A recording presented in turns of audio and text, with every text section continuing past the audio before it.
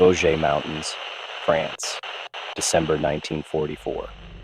At 27,000 feet, no earthly light should follow a night fighter through Alpine darkness, matching every roll and yaw with mechanical precision.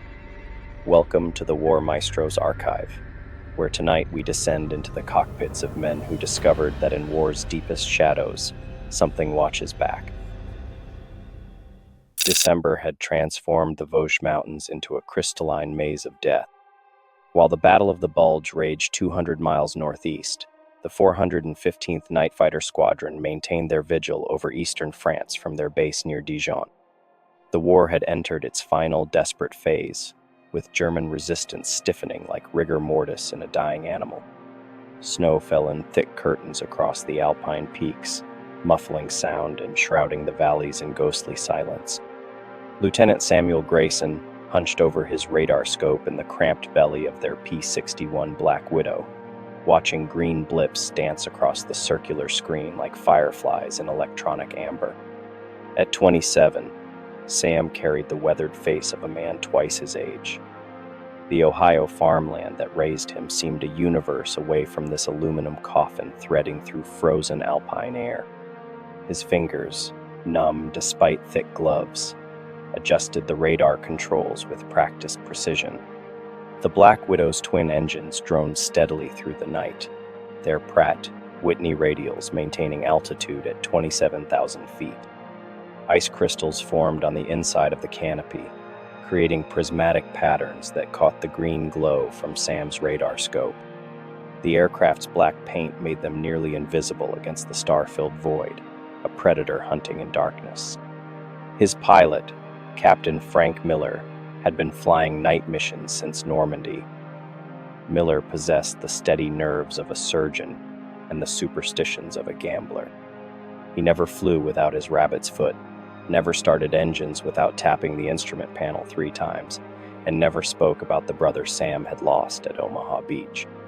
Tonight, Miller's usual pre-flight rituals had taken longer than normal, as if he sensed something waiting in the darkness ahead. Tonight felt different. The usual German radio chatter had fallen silent, as if even the enemy had withdrawn from the crystalline darkness. Sam's radar painted empty sky in all directions, yet something about the scope's uniform blankness unsettled him. After 18 months of reading electronic signatures, he had developed an intuition for the invisible. The absence of contacts felt deliberate, orchestrated. "Scope's clean," Sam reported through the intercom, his breath forming small clouds in the unheated compartment. "Luftwaffe must be grounded by the weather."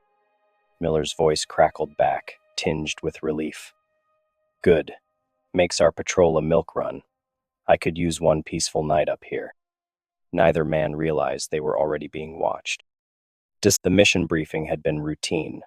Patrol the Strasbourg corridor, watch for German night fighters attempting to disrupt Allied supply lines. What command hadn't mentioned was the way moonlight would transform the snow-covered Vosges into a landscape that seemed to breathe beneath them. The terrain rolled away in endless waves of white, broken only by dark ribbons of forest that carved through valleys like surgical incisions. Sam adjusted his radar gain, sweeping the scope in methodical arcs. The green line painted its eternal circle, hypnotic in the darkness. Outside, stars pierced the clear alpine air with surgical precision, their light so intense it seemed to press against the canopy. Miller maintained their altitude at 27,000 feet, high enough to avoid most flak, low enough for their radar to penetrate the mountain valleys. The Black Widow's engines hummed with mechanical reliability, a comforting counterpoint to the vast silence surrounding them. At 147 hours, everything changed. "Contact," Sam announced, his voice sharp with sudden attention. A blip had appeared on his scope, moving with impossible speed. The signature was unlike anything in his experience, too fast for a conventional aircraft, too controlled for debris or weather phenomena. Bearing 270, range 8 miles, closing fast. Miller banked left, bringing their nose around. The maneuver should have been routine, but something in the way the contact moved made both men's skin crawl. Through the canopy they saw it, a red orb the size of a basketball, glowing with the intensity of heated metal. It paced them effortlessly, maintaining perfect formation 50 yards off their starboard wing, as if it had been flying with them for hours. "What the hell is that?" Miller whispered, his usual calm cracking like ice under pressure. His hands gripped the controls with white-knuckled intensity.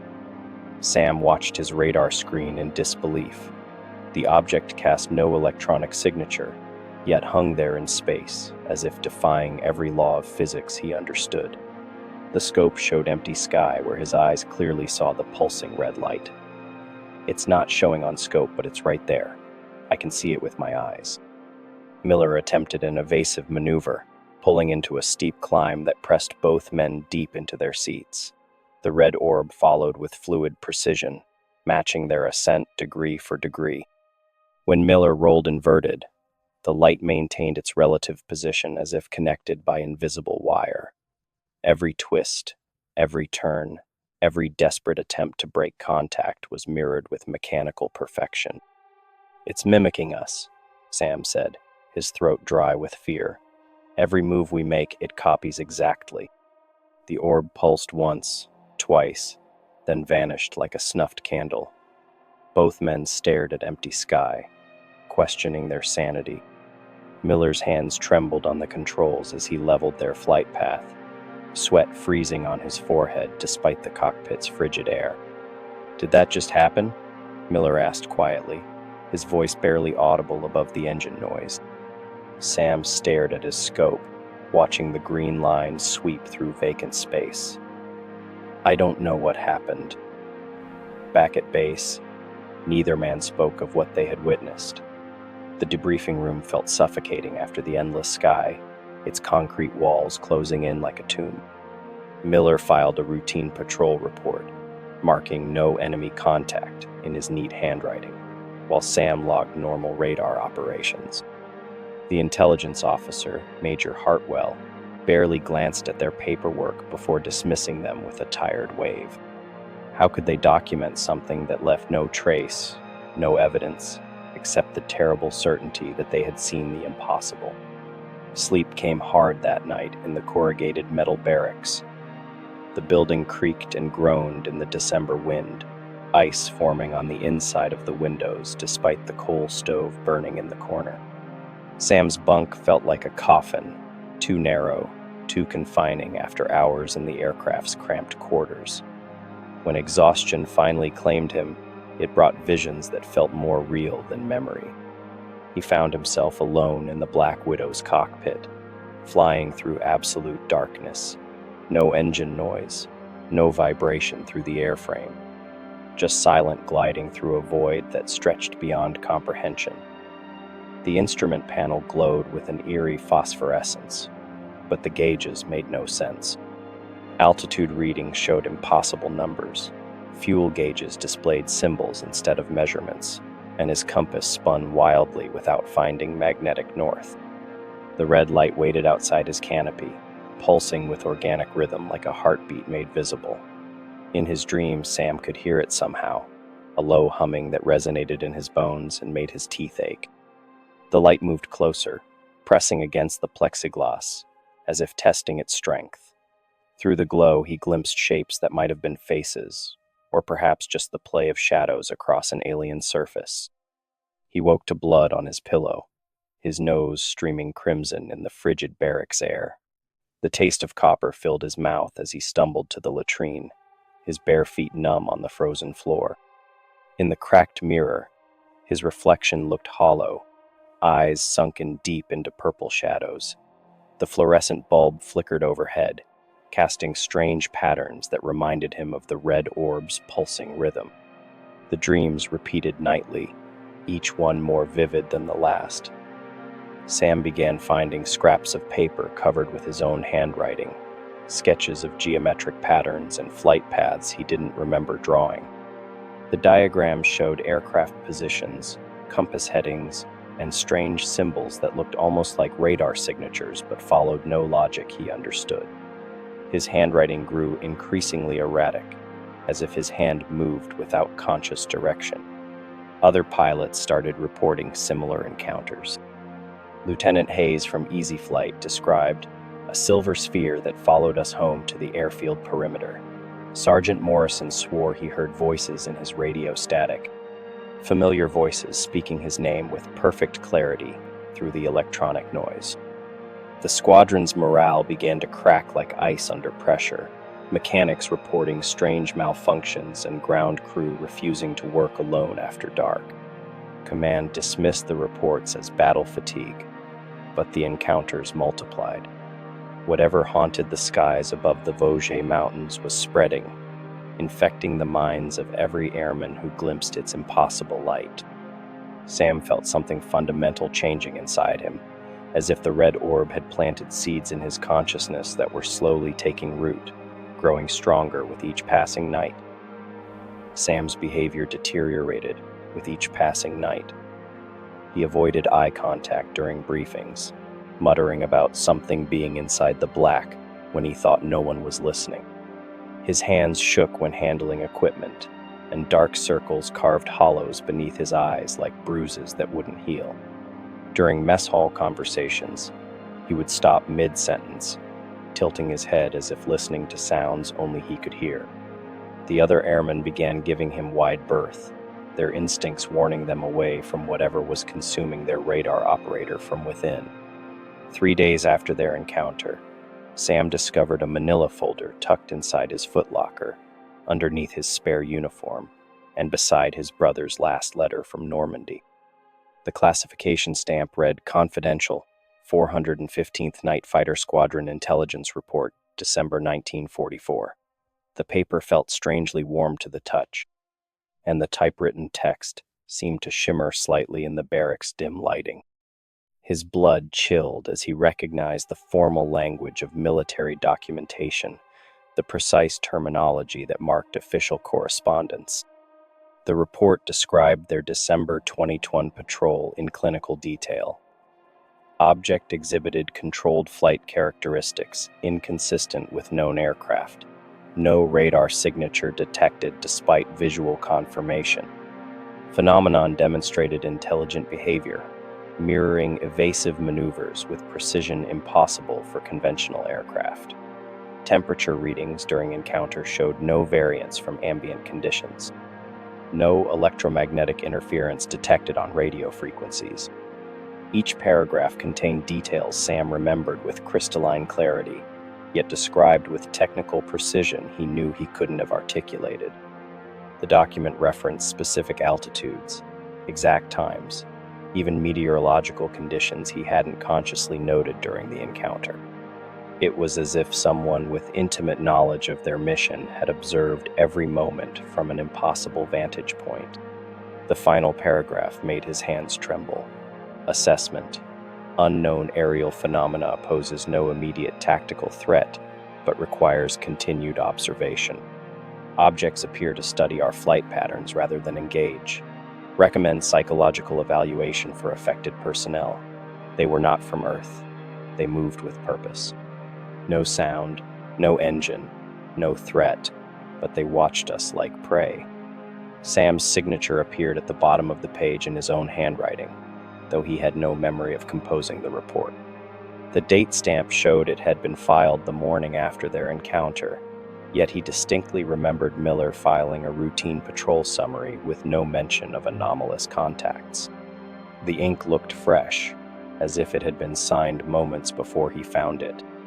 He confronted Miller during their pre-flight check that evening, the hangar echoing with the sounds of mechanics preparing aircraft for the night's missions. "Frank, did you file an intelligence report about our encounter?" Miller looked genuinely confused, his weathered face creasing with concern as he examined Sam's increasingly haggard appearance. "What report?" "I logged a routine patrol. Nothing more." "You feeling all right, Sam? You've been acting strange lately.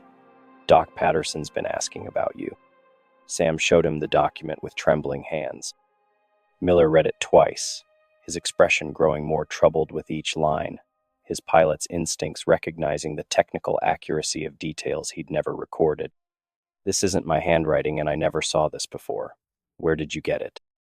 "It was in my locker," Sam whispered, suddenly doubting his own sanity, wondering if the red light had done more than watch them that night in the frozen sky above the Vosges.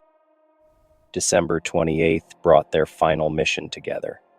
Command assigned Sam and Miller a solo reconnaissance flight over the Rhine Valley, a routine patrol that should have lasted 3 hours. The weather was perfect, clear skies, offering unlimited visibility across the frozen landscape below. Ground temperatures had dropped to -15 degrees Fahrenheit, creating atmospheric conditions so stable that radio transmissions carried with unusual clarity across the Alpine valleys. They launched at 2,300 hours, climbing into star-filled darkness that seemed almost peaceful after weeks of tension. The Black Widow's engines performed flawlessly, both Pratt, Whitney radials synchronized to perfection. Sam monitored his radar scope, while Miller maintained their prescribed flight path, following waypoints marked on their navigation charts with mechanical precision. The familiar routine should have been comforting, but something felt wrong from the moment they left the runway. At 2,347 hours, something went catastrophically wrong. Sam's last clear memory was checking his scope for the 100th time that night, watching the familiar green sweet paint empty sky in methodical circles. The radar showed normal returns from the mountainous terrain below, scattered snow clouds at various altitudes, nothing unusual. Then the world seemed to fold inward, reality compressing like a photograph being crumpled. The cockpit filled with red light that pulsed in rhythm with his heartbeat, and he felt his consciousness being drawn out of his body like water through a siphon. During those missing minutes, Sam experienced fragments of impossible sensations. He felt himself flying without engines, suspended in space by forces he couldn't comprehend. The aircraft seemed to move according to someone else's will, following flight paths that existed in dimensions beyond normal space. He glimpsed the Vosges Mountains from perspectives that defied geometry, saw their Black Widow from outside the cockpit while simultaneously remaining strapped in his seat. When awareness returned, they were flying straight and level at their assigned altitude. Sam's chronometer showed 2,354 hours. 7 minutes had vanished without trace, 7 minutes that felt simultaneously like seconds and centuries. His radar scope displayed normal readings. Fuel gauges showed expected consumption, yet something fundamental had changed.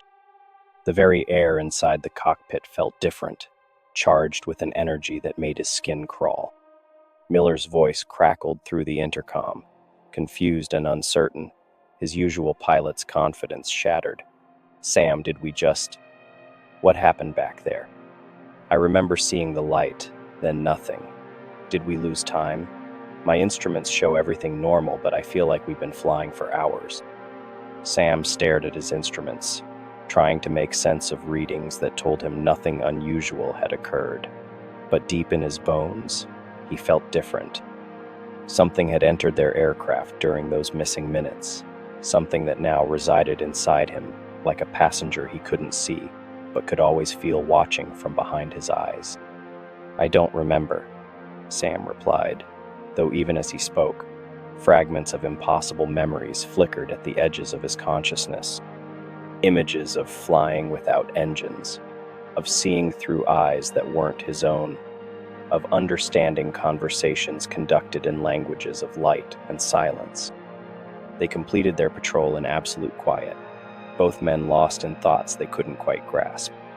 Upon landing, Miller filed another routine report, but Sam noticed his pilot's hands shaking as he wrote, ink blotting, where his trembling fingers pressed too hard against the paper. Sam never spoke again after that night. Not a single word. The change was immediate and absolute. When Miller tried to discuss their missing 7 minutes the next morning over lukewarm coffee in the mess hall, Sam simply stared through him with eyes that seemed to focus on something infinitely distant. The familiar sounds of military life, clattering mess kits, boots on concrete floors, casual conversation among airmen, all seemed to pass through Sam without registering. During briefings, he sat motionless as a statue, his breathing so shallow it barely registered. His radar skills remained intact, but he operated his equipment with mechanical precision, like a man following instructions only he could hear. The transformation terrified everyone who knew him. Sam had never been the most talkative man in the squadron, but his quiet Ohio farm boy demeanor had always carried warmth, humanity. Now he moved through the base like a sleepwalker, present in body but absent in every way that mattered. His movements became unnaturally precise, his posture rigid, as if his limbs were being controlled by an outside force learning to operate human machinery. Medical personnel examined him twice. Dr. Patterson, the squadron's flight surgeon, found nothing physically wrong, though he noted Sam's pupils remained dilated even in bright light, and his pulse maintained an unnaturally steady rhythm, regardless of external stimuli. Blood pressure, reflexes, everything measured within normal parameters, yet Patterson felt deeply unsettled after each examination.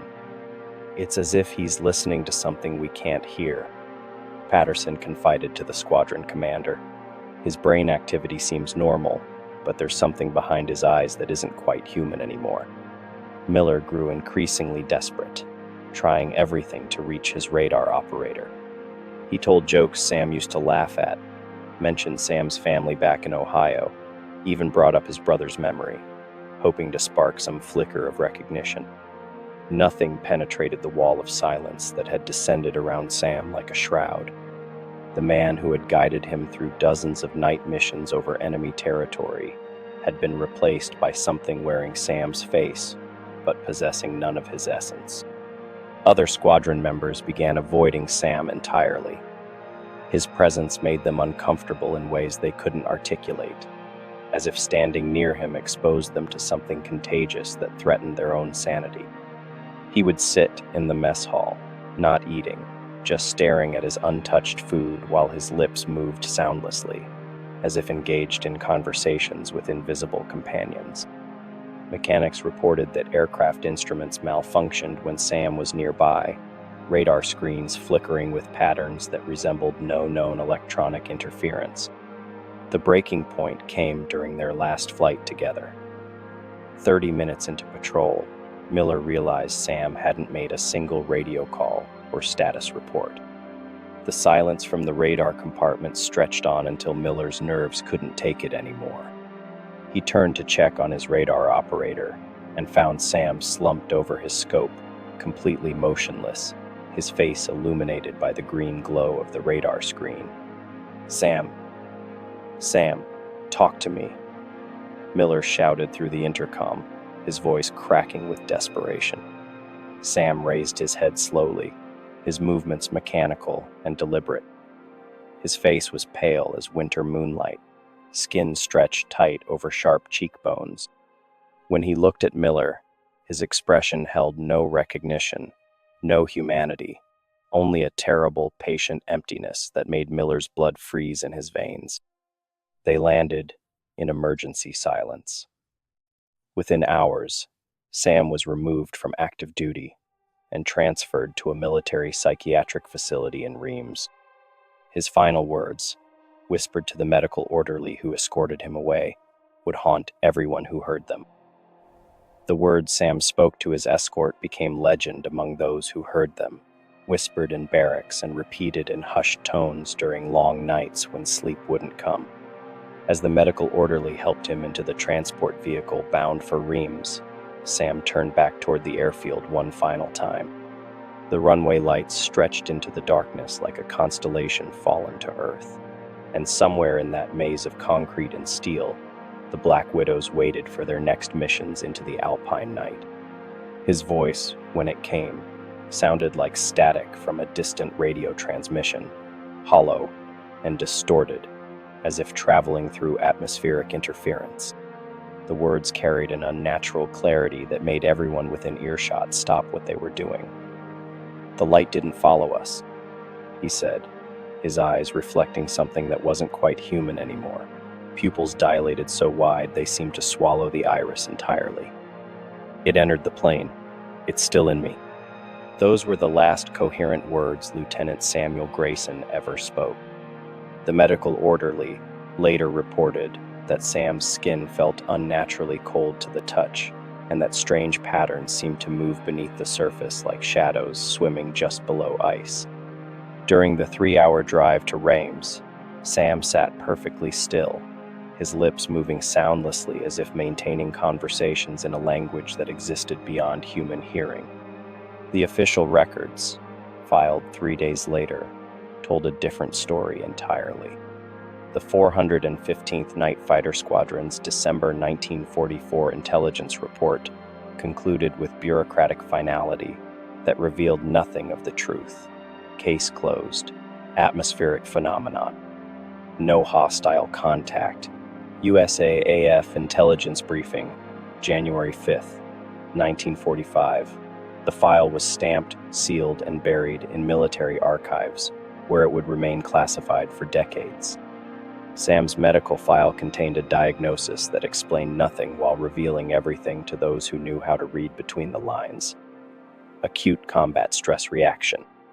Symptoms include memory gaps, hallucinations, paranoia.